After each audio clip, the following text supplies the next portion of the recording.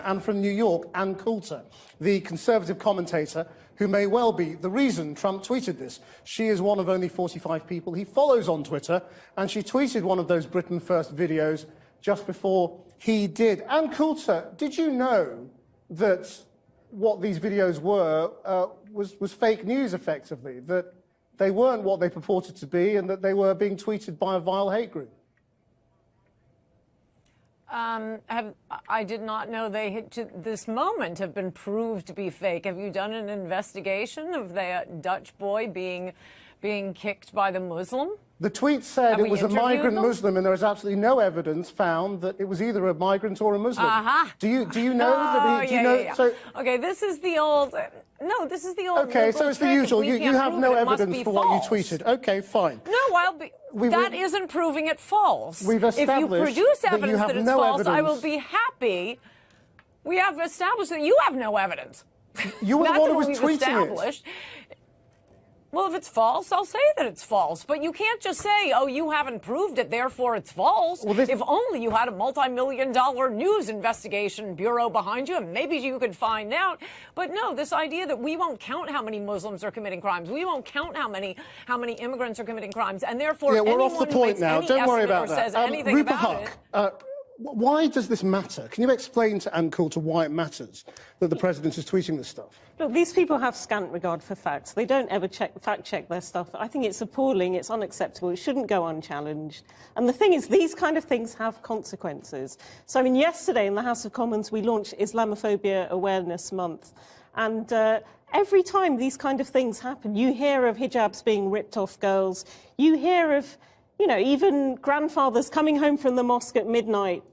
In some cases, you know, we've had deaths from these. Britain bans hate preachers. Have consequences. Britain bans hate preachers. It's banned people from America in the past. Yeah. Should Donald Trump be allowed here?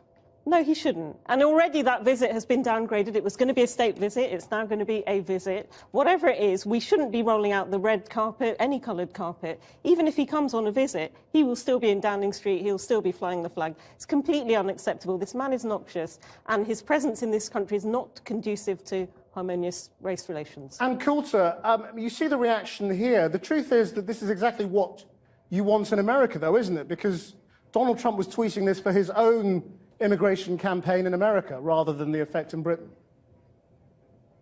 No, the same way you're commenting on American politics right now. Every once in a while, Americans are interested in what's happening in Britain.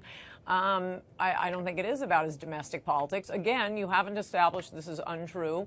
It certainly seems to be true. We are in the middle of an avalanche of massive violence by Muslims screaming out Allahu Akbar. Certainly, I'm not in favor of hijabs being ripped off, but I think it's a little bit worse to be blown up in the tube or shot up at nightclubs in New York, be running down pedestrians. I mean, look, this has the ring of truth. It's not like it was a video of monkeys performing open heart surgery. You have no evidence that it's untrue. This is how the internet works. It sounds People true. It has the ring of truth. They send things out. This is extraordinary. I mean, it's like hearing the White House spokesperson saying it doesn't really matter whether the videos are true. Comical alley. I think we've got comical alley here. No, I'm not saying that. No, I'm not saying that. Your entire premise for this discussion is it must be false. Well, we have no evidence that it's false. I saw the video. You saw the video. Why don't you find the two of them and prove it's false instead of having an entire discussion just assuming it's false? The interview with the Dutch website who uploaded the video. They looked into it. The police looked into the incident. There was absolutely no evidence he was either a Muslim or a migrant. You're just making this stuff up. And now you're standing by it because you can't back up anything that you tweeted. Rotherham police looked into the Pakistani rape gangs, like the MPs. Well, this is what you always do. You always change the subject into something else. We're not talking about that. We're talking about what you tweeted. I'm not changing the subject. We are living in a world where the media, police chiefs, the government lie to us about this epidemic of Muslim violence. So, yeah, you have to rely on other sources for this. Anti-Islamic, anti-immigration, anti-abortion. It's the Twitter feed has been banned in Germany. They've been involved in all sorts of scuffles and offences and is widely condemned across all the aisles of British politics. Are you comfortable that you retweeted a video which may or may not be a real video by a group like that? Well, sure, absolutely. I mean, there are two issues. One is Twitter. I mean, Twitter is just as like watching things going by on a river and you're saying, here, look at this. Another one is when you are retweeting these things, oh, look at this. Are you doing investigation into the group? Moreover, Germany, and I don't think you, has a First Amendment, but being anti-abortion or anti-Islamic isn't a crime in this country. No, but and a video is a video. I mean, Anne, sorry, if I could just interrupt, because you're saying it's just like watching things go by and then retweeting them and putting them out there. But also putting them out there often can be seen as condoning what you're looking at, whether you're saying, look at this, because you're then putting it out to more of your followers. And the video that you retweeted yourself... The video that you retweeted yourself, which was supposed to be of a Muslim migrant beating up somebody on crutches, was actually nothing of the sort. It was a Dutch national who was born and bred in the Netherlands. He wasn't a Muslim migrant at all. No, he was the child of a Muslim migrant. And look, these are videos. It's not like I'm swearing to the veracity of these people, though I'm not as, horrified by someone who's anti-abortion you should be, though, Anne, in your position of influence with all these people that listen to you. Don't you think that you actually have a duty to make sure you can swear to the veracity of these people? Well, what I was going to say is, look, if this were 1941 and someone produced a video of, from Germany of Jewish men with their bones sticking out, I wouldn't really care if one of them, that's not really actually a Jew in a concentration camp. That's an Argentinian in something else. I mean, we're in the middle of a worldwide jihad. These are important videos of the ones that Trump tweeted. Yeah, they were all Muslims. And the big claim is, but this one was born in the Netherlands. He's as Dutch as Van Gogh. No, come on. This is what the issue is.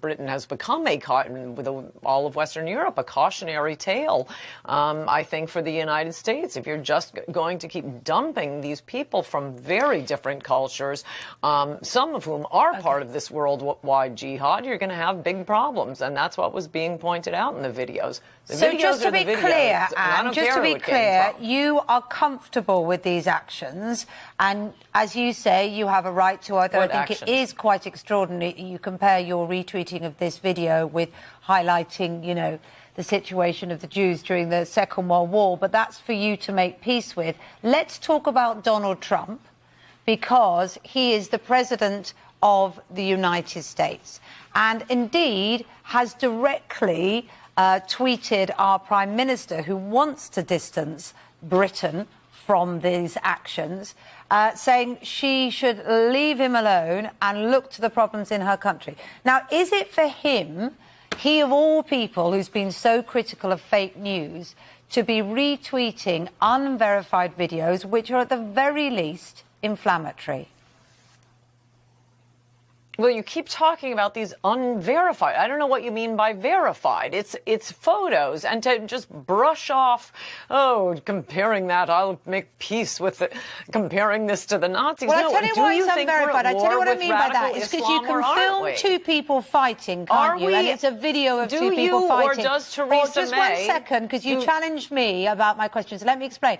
You can film two people fighting, and it's a video of two people fighting.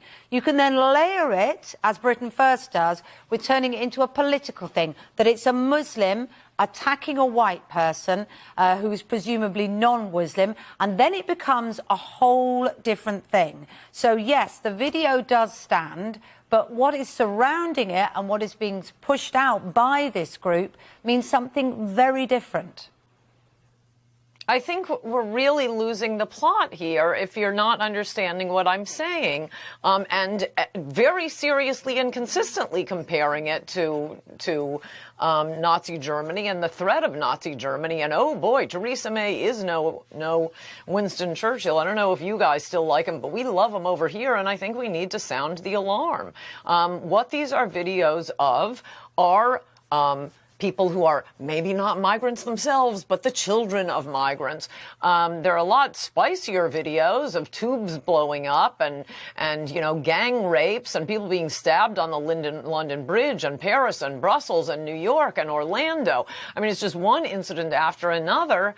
And to say that there's something offensive about showing what the truth is, and a news organization saying it's unverified, well, okay, verified. I mean, you make it sound as if this was all just a put-up job and it was two kids fooling around and creating a fake video. What we can't verify, though, is the truth of those videos. Like you say, the videos can in many ways speak for themselves, but as Kate says, the origin of the videos and what originally started, as opposed to what's being pushed out by this far-right group that originally tweeted them and then other people, changes the context. That aside, though, if we can just talk about President Trump and the fact that he has directly criticised Theresa May, our Prime Minister.